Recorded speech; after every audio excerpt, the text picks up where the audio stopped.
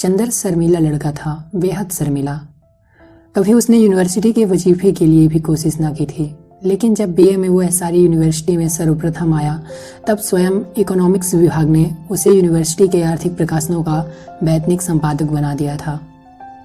MA में भी वह सर्वप्रथम आया और उसके बाद उसने रिसर्च ले ली। उसके बाद डॉक्टर शुक्ला यूनिवर्सिटी से हटकर ब्यूरो में चले गए थे। अगर सच पूछा जाए तो उसके सारे करियर का श्रेय डॉक्टर शुक्ला को था, जिन्होंने हमेशा उसकी हिम्मत बढ़ाई और उसको अपने लड़के से बढ़कर माना। अपनी सारी मदद के बावजूद डॉक्टर शुक्ला ने उससे इतना अपनापन बनाए रखा कि कैसे धीरे धीरे चंदर सारी गैरियत खो बैठा, यह उसे भी नहीं मालूम।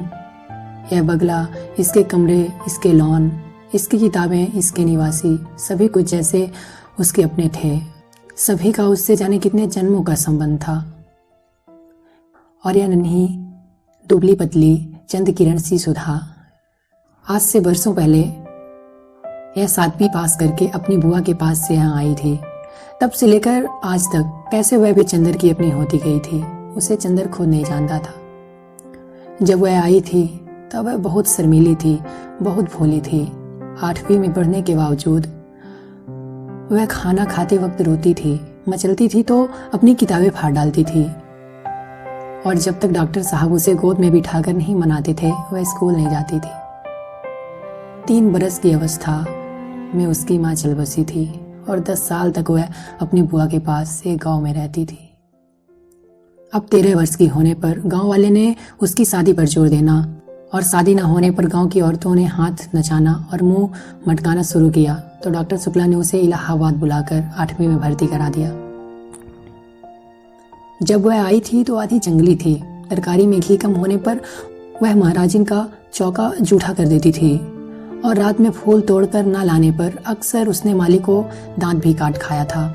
चंदर से जरूर वह बेहद डरती थी, पर न जाने क्यों चंदर भी उससे नहीं बोलता था। लेकिन जब 2 साल तक उसके ये उपद्रव जारी रहे और अक्सर डॉक्टर साहब गुस्से के मारे न साथ खिलाते थे न उससे बोलते थे, तो वह रो रो कर और सिर पटक पटक कर अपनी जान आधी कर देती थी। तब अक्सर चंदर ने पिता और पुत्री का समझौता कराया था, अक्सर सुधा को डांटा था, समझाया था, और सुधा घर भर के अल्हड़ पुरवाई और विद्रोही झोंके की तरह तोड़ फोड़ मचाती रहने वाली सुधा चंदर की आंख के इशारे पर सुबह की नासीम की तरह शांत हो जाती थी। कब और क्यों उसने चंदर के इशारों का यह मौन अनुशासन स्वीकार किया था, यह उसे खुद नहीं मालूम था। और यह सभी कुछ इतने स्वाभाविक ढंग से, इतना अपने आप होता था कि दोनों में से कोई भी इस प्रक्रिया से वाकिफ नहीं था, कोई भी इसके प्रति जागरूक न था। दोनों का एक दूसरे के प्रति अधिकार और आकर्षण इतना स्वाभाविक था कि जैसे शरद की पवित्रता या सुबह की रोशनी। और मजा तो यह था कि चंदर की शक्ल देखकर छिप जाने वाली सुधा इतनी ढीठ हो गई थी कि उसका सारा विद्रोह, सारी झुंझलाहट, मिजाज की सारी तेजी, सारा तीखापन और सारा लड़ाई झगड़ा सभी की तरफ से हटकर चंदर की ओर केंद्रित हो गया था। वह विद्रोहिनी अब शांत हो गई थी, इतनी शांत, इतनी सुशील, इतनी विनम्र, इतनी मिष्ट भाषिणी कि सभी को देखकर ताज्जुब होता था। लेकिन चंदर को देखकर जैसे उसका बचपन फिर लौट आता था। और जब तक वह चंदर को खिंचाकर, छेड़कर लड़ नहीं लेती थी, उसे चैन नहीं पड़ता था।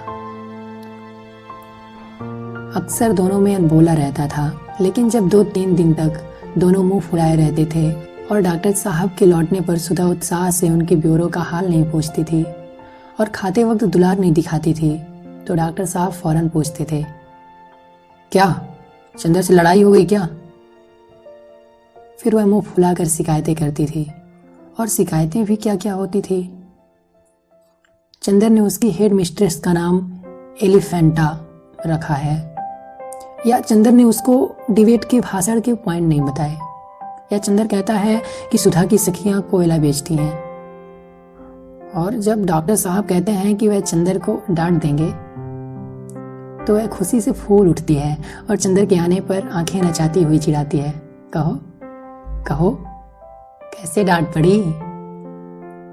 वैसे सुधा अपने घर की पुरखिन थी, किस मौसम में कौन सी तरकारी पापा को माफिक पड़ती है, बाजार में चीजों का क्या भाव है, नौकर चोरी तो नहीं करता, पापा कितने सोसाइटियों के मेंबर हैं, चंदर के इकोनॉमिक्स के कोर्स में क्या है, यह सभी उसे मालूम था। मोटर या बिजली बिगड़ जाने पर वह थोड़ी बहुत इंजीनियरिंग भी कर लेती थी और मातृत्व का अंश तो उसमें इतना था कि हर नौकर और नौकरानी उससे अपना सुख दुख कह देते थे। पढ़ाई के साथ साथ घर का सारा काम काज करते हुए उसका स्वास्थ्य भी कुछ बिगड़ गया था और अपनी उम्र के हिसाब से कुछ अधिक शांत, संयम, गंभीर और बुजुर्ग थी। मगर पापा और चंदर इन दोनों के सामने हमेशा उसका बचपन इटलाने लगता था। दोनों के सामने उसका हृदय उन्मुग्ध था और स्नेह बाधाहीन था। लेकिन हाँ, एक बात थी, उसे जितना स्नेह और स्नेह भरी फटकारें और स्वास्थ्य के प्रति चिंता उसके पापा से मिलती थी, वह सब बड़े निस्वार्थ भाव से वह चंदर को दे डालती थी। खाने पीने की जितनी परवाह उसके पापा उसकी रखते थे, ना खाने पर या कम खाने पर उसे जितना दुलार से फटकारते थे, उतना ही ख्याल वो चंदर का रखती थी। और स्वास्थ्य के लिए जो उपदेश उसे पापा से मिलते थे, उसे और भी स्नेह में पालकर वह चंदर को दे डालती थी। चंदर कौ बजे खाना खाता है, यहाँ से जाकर घर पर कितनी देर पड़ता है, रात को सोते वक्त दूध पीता है या नहीं, इन सबका लेखा जोखा उसे सुधा को देना पड़ता। और जब कभी उसके खाने पीने में कोई कमी रह जाती तो उसे सुधा की डांट खानी ही पड़ती थी। पापा के लिए सुधा अभी बच्ची थी और स्वास्थ्य के मामले में सुधा के लिए चंदर अभी बच्चा था। और कभी कभी तो सुधा की स्वास्थ्य चिंता इतनी ज़्यादा हो जाती थी कि चंदर बेचारा, जो खुद तंदुरुस्त था, घबरा उठता था। एक बार सुधा ने कमाल कर दिया, उसकी तबीयत खराब हुई और डॉक्टर ने उसे लड़कियों का एक टॉनिक पीने के लिए बताया।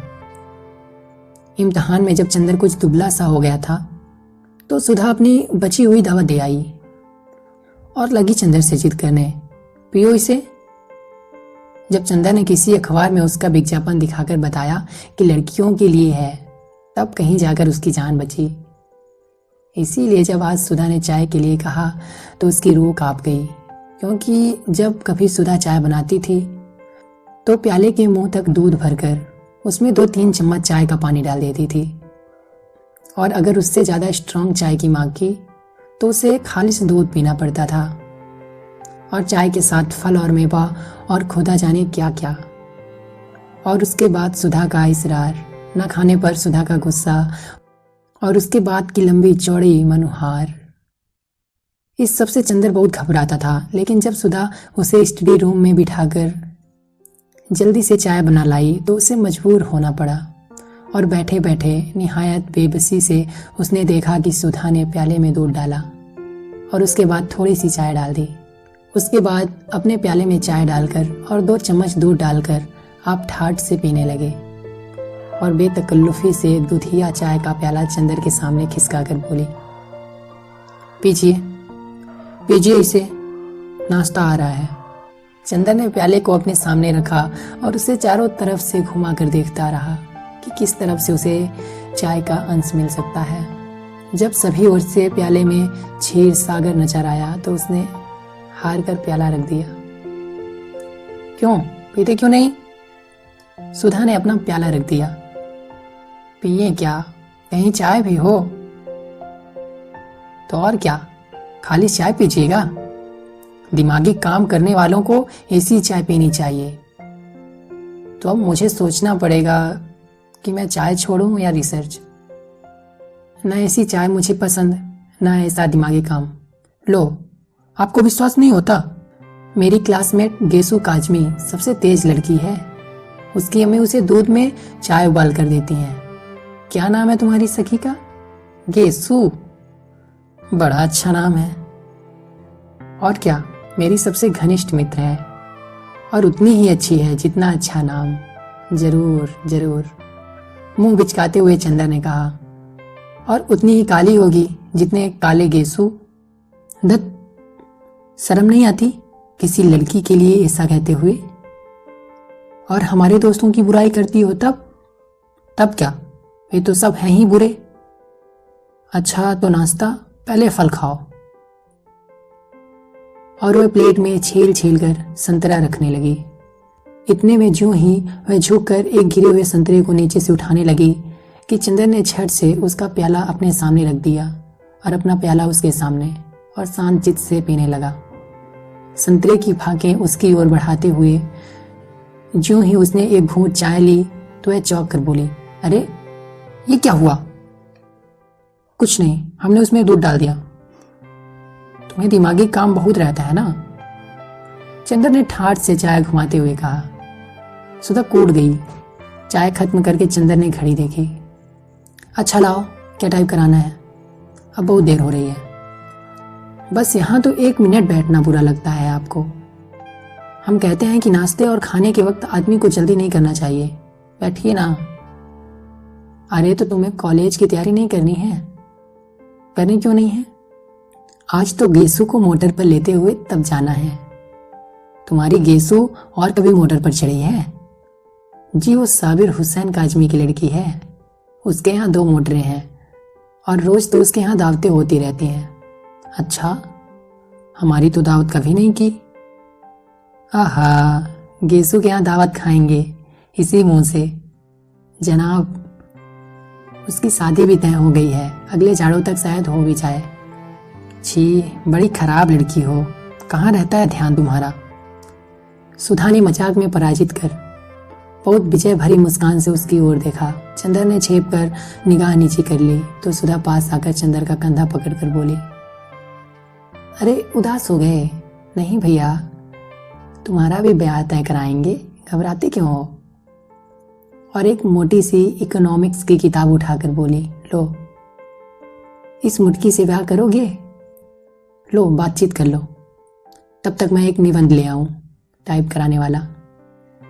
चंदर ने खिसियाकर बड़ी जोर से सुधा का हाथ दबा दिया। हाय रे। सुधा ने हाथ छुड़ाकर मुंह बनाते हुए कहा, लो बाबा, हम जा रहे हैं। काहे बिगड़ रहे हैं आप?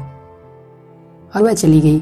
डॉक्टर साहब का लिखा हुआ निबंध उठा लाई और बोली, लो यह निबंध की पांडुलिपि है। उसके बाद चंदर की ओर बड़े दुलार से देखती हुई बोली, शाम को आओगे ना?